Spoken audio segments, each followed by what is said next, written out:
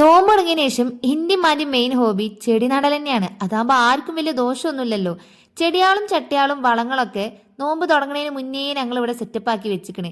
കുട്ടികളെ രാവിലെ സ്കൂളിൽ പറഞ്ഞയച്ചാൽ ചോറുണ്ടാക്കുക, ചായ ഉണ്ടാക്കുക, പാത്രം കഴുകുക, അങ്ങനത്തെ യാതൊരു പണിയില്ലല്ലോ. ഫുൾ ഫ്രീ ആണ്. അപ്പൊ ഞങ്ങൾക്ക് മനസ്സ് കഴിഞ്ഞിട്ട് പണിയെടുക്കാം. അങ്ങനെ ഒരു രാവിലെ ഒരു 8-9 മണിയാകുമ്പോൾ ഞങ്ങൾ എല്ലാം കൂടി പെറുക്കിയെടുത്ത് പുറത്തു പോകും. പക്ഷെ ഈ ചൂടത്തും വെയിലത്തും പുറത്തു നിന്ന് പണിയെടുക്കൽ ഒരു ടാസ്ക് തന്നെയാണ് കേട്ടോ. ഇപ്പൊ നിങ്ങൾ കണ്ടുകൊണ്ടിരിക്കുന്നത് ചെറിയ ചട്ടിയിലുള്ള ചെടിയാൾ മുഴുവനും നമ്മൾ വലിയ ചട്ടിയിലോട്ട് സ്ഥലം മാറ്റം വാങ്ങിക്കൊടുക്കുന്ന ഒരു കാര്യമാണ്. വളം നന്നായിട്ട് ചേർത്തിട്ടാട്ടോ നമ്മൾ മണ്ണിട്ട് കൊടുക്കണത്.